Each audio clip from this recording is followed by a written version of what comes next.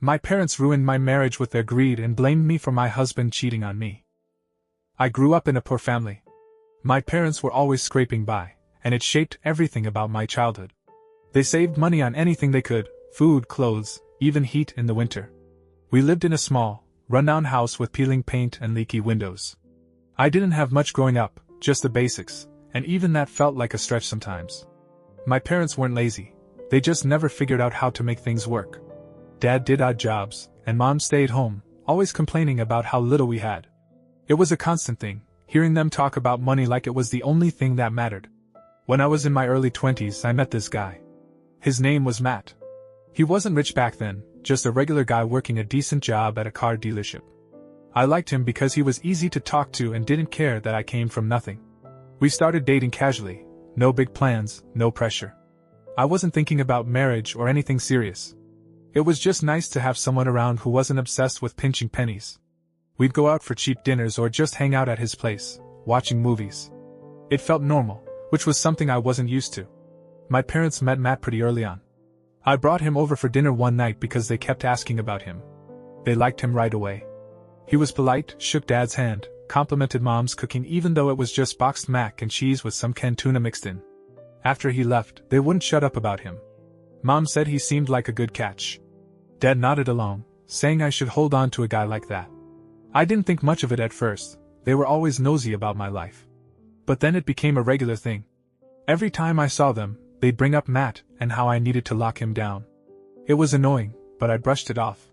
I wasn't ready to think about marriage. I just wanted to live my life. Things with Matt stayed steady for a while.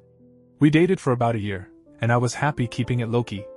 I had a job at a grocery store, nothing fancy, but it paid my rent. Matt was doing better at the dealership, getting promoted to sales manager, which meant he had more money coming in. He started talking about moving out of his cramped apartment into something bigger. I didn't think too much about it. I wasn't planning to move in with him or anything. I liked my independence, even if it was just a tiny studio with noisy neighbors. My parents, though, had other ideas. Every time I visited them, they'd bring up Matt and marriage. It started small, like Mom saying I shouldn't let a good guy slip away. Then Dad would chime in, talking about how Matt could take care of me. They acted like I was still a kid who needed someone to save me from our broke life. I told them I wasn't rushing into anything, but they wouldn't let it go. It turned into a constant nag. Mom would call me up just to ask if Matt had proposed yet. Dad would grumble about how I'd end up alone if I didn't settle down soon. They didn't care that I wasn't even thinking about that stuff. It got to the point where I started fighting with them over it. One night, I went over for dinner, and they brought it up again. Mom said I was stupid for not pushing Matt to commit. I snapped and told her it was my life, not hers. Dad got mad, saying I didn't appreciate how hard they'd worked to raise me. The argument went nowhere, they just kept insisting I needed to marry Matt. I left early, slamming the door behind me. After that, I tried to avoid them for a bit, but they'd still call or show up at my place unannounced, dropping hints about weddings and rings. It was exhausting. After months of my parents nagging, things with Matt shifted. He brought up marriage one night while we were eating takeout at his place. He said he'd been thinking about it for a while and figured we were good together. I didn't hate the idea, Matt was solid, and I cared about him. But I wasn't dying to get married either. It felt more like something that was just happening because it made sense. I said yes, mostly because I didn't have a reason to say no. He got a ring, nothing flashy, and we started planning a small wedding.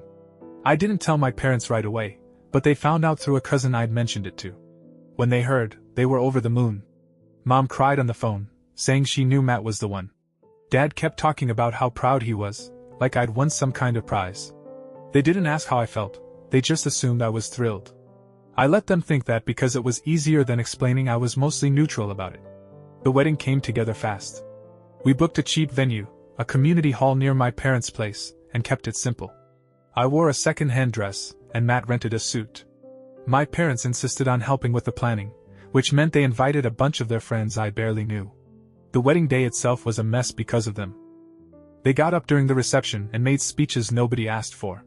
Mom went on about how much she loved Matt, thanking him for taking me off their hands.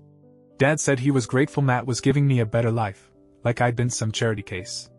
It was humiliating. People stared at me, and I just sat there, face burning, while Matt squeezed my hand under the table. I wanted to disappear, but it was done. I was married, and my parents were happier about it than I was. After the wedding, Matt and I moved into a new place together. He'd saved up enough to rent a 2-bedroom house in a quiet neighborhood. It wasn't fancy, but it was a step up from my old studio and his cramped apartment. I liked having more space, room for a couch, a real kitchen, even a small backyard. Matt was excited too, talking about how we could make it our own. I started settling in, unpacking boxes and figuring out where everything went. It felt weird being married, but I was getting used to it. My parents didn't give me much time to adjust. They started showing up at our house all the time. At first, it was just to drop off random stuff, old dishes they didn't need, a lamp with a frayed cord. But then they'd stay for hours. Mom would plop down on the couch and complain about their house, while Dad poked around, commenting on how nice everything was. They didn't call ahead or ask if it was okay, they just came over whenever they felt like it. Matt didn't say much at first, but I could tell it bugged him. He'd get quiet when they were around, and his jaw would tighten when Dad made rude remarks about our furniture or how we should have bought a bigger TV. I tried talking to them about it. One day, after they'd stayed past dinner without being invited, I told them they needed to stop coming over so much. Mom got offended, saying I was acting like I didn't need them anymore. Dad backed her up, claiming I'd forgotten everything they did for me now that I was married. It turned into a huge fight. I yelled that they were smothering me, and they stormed out, acting like I betrayed them. I thought maybe they'd back off after that, but I was wrong. They kept showing up just as often, like nothing had happened. The constant visits from my parents started wearing Matt down. He'd come home from work, tired after a long day at the dealership, and find them sitting in our living room. Mom would be eating snacks from our pantry, and Dad would be flipping through channels on the TV like it was his house. Matt never said much to them directly. He's not the confrontational type. But he'd pull me aside later and ask why they were always there. I didn't have a good answer. I'd tell him I was trying to handle it, but nothing I said to my parents stuck. They'd nod when I asked for space, then show up the next day anyway. It got worse over time. Matt started staying late at work, saying he had extra paperwork to finish. I knew he was just avoiding coming home to them. One night, he got back after they'd finally left, and he looked exhausted. He told me he couldn't keep doing this, he needed a break from them. I agreed, but I didn't know how to make it stop. My parents acted like they had a right to be there because I was their daughter. Matt decided he'd had enough. He booked a week-long trip with his buddies, some guys from work, to go fishing up north. He didn't invite me along, and I didn't ask to go. I figured he just needed time away. He left a few days later, packed up his gear, and drove off. I was stuck at home, and of course, my parents kept coming over. I tried to keep busy, cleaning, working extra shifts at the store, but they'd still be there when I got back. I started resenting them more than ever. Matt's trip was supposed to be his escape, but it felt like I was the one trapped. I didn't know how much worse it was going to get.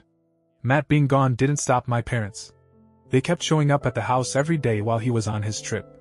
I'd come home from work, and there they'd be, Mom in the kitchen making herself coffee, Dad sprawled out on the couch watching game shows. I asked them to leave a couple times, but they brushed me off. Mom said they were just keeping me company since Matt was away. Dad added that I shouldn't be alone in a big house like that.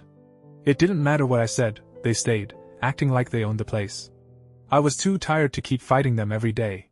When Matt got back from his trip, I was relieved at first.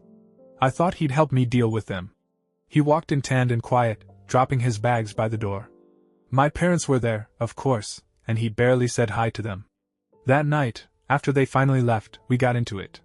I told him how fed up I was with them being around all the time, and he snapped back that he'd gone on the trip to get away from them, not me. It turned into a full-blown argument. I blamed him for leaving me to handle it alone, and he said he couldn't take their rudeness anymore. We went to bed mad, and I couldn't sleep, thinking about how messy everything had gotten. The next day, Matt sat me down. He looked serious, and I knew something was off. He told me he'd cheated on me during the trip. It happened once, he said, with some woman he met at a bar near the lake. He swore it didn't mean anything and that he felt awful about it. I just sat there stunned. My head was spinning. I didn't know what to say. He kept apologizing, saying he'd do anything to fix it. I didn't yell or cry. I just felt numb.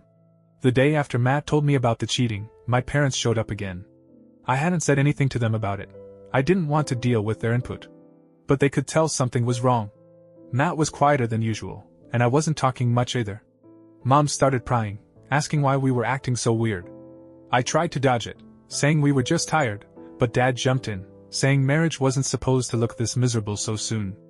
I didn't have the energy to argue, so I stayed silent. Matt didn't say anything either, he just sat there, looking at the floor. Then it all came out. Matt told them he cheated. I don't know why he did it, maybe he thought confessing to them would make it easier on me. It didn't. My parents flipped. But instead of going after him, they turned on me. Mom said I must have driven him to it, that I wasn't keeping him happy. Dad agreed, saying I'd gotten lazy since the wedding and let myself go. I couldn't believe what I was hearing. I'd been dealing with their constant intrusions, and now they were acting like Matt cheating was my fault. They kept going, piling on about how I'd ruined everything by not being a good wife. I lost it. I yelled at them, saying they were the ones who'd pushed me into this marriage, who'd made everything harder by never leaving us alone. They didn't back down. Mom said I was ungrateful, and Dad told me to stop making excuses. Matt finally stepped in, he told them to get out. His voice was firm, and they didn't argue with him. They grabbed their stuff and left, muttering about how I'd messed up my life. I was shaking after they were gone, caught between anger and shock. After my parents left, Matt and I were alone in the house. It was quiet for the first time in weeks. He sat down next to me and started apologizing again. He said he'd messed up, that the cheating was a stupid mistake, and he'd do whatever it took to make things right. I didn't know what to feel. Part of me wanted to scream at him, but I was too drained. I just nodded and told him I needed time to think. He didn't push me, he said he'd give me space and went to sleep on the couch that night. The next few days were awkward. We moved around each other like strangers. I went to work, came home, and kept busy with chores so I wouldn't have to talk to him. He tried to be helpful, cooking dinner, fixing little things around the house, but it didn't change how I felt. I kept replaying what he'd done in my head, wondering if it was my fault like my parents said. I knew they were wrong, but their words stuck with me. I started thinking about how their greed had screwed everything up. They'd wanted Matt for his money, pushed me into marrying him, and now here we were, barely a year in, and our marriage was falling apart. I decided to forgive him. Not because I was over it, but because I didn't want to throw everything away over one mistake. I told him one night while we were eating dinner. He looked relieved, like a weight had lifted off him. He promised it'd never happen again, and I said I'd try to trust him. We agreed to set rules with my parents, no more unannounced visits, no more acting like they owned our lives. It felt like a plan, but deep down, I knew things weren't going to be the same. Matt and I tried to make it work after that. We stuck to the rules about my parents. They weren't happy about it, but they stopped showing up uninvited. They still called sometimes, dropping guilt trips about how I'd pushed them away, but I kept my distance. Matt stayed true to his word, at least as far as I could tell. He didn't go on any more trips without me, and he checked in more, like he was trying to prove he was committed. We settled into a routine, work, home, repeat. On the surface, it looked like we'd fixed things. But it never felt right again. I couldn't shake what he'd done. Every time he was late coming home or got a text from someone I didn't know, my mind went back to that confession. I didn't bring it up. I didn't want to fight, but it was always there. I started noticing little things I hadn't before, like how he'd get quiet when I asked about his day or how he'd avoid looking at me sometimes. Maybe I was paranoid, or maybe I just didn't trust him anymore. Either way, the closeness we'd had before was gone. We were together, but it felt more like habit than love. Looking back, I blame my parents for a lot of it. Their greed set this whole thing in motion, pushing me into a marriage I wasn't ready for, smothering us until Matt cracked. They never saw their part in it, even after everything. They still think I ruined my own life, that I drove him to cheat. I don't talk to them much now. Matt and I are still married, technically, but it's not the life I pictured. It's just what's left after their mess. I don't know how long we'll keep going like this. Maybe forever, maybe not. All I know is it'll never be what it could have been.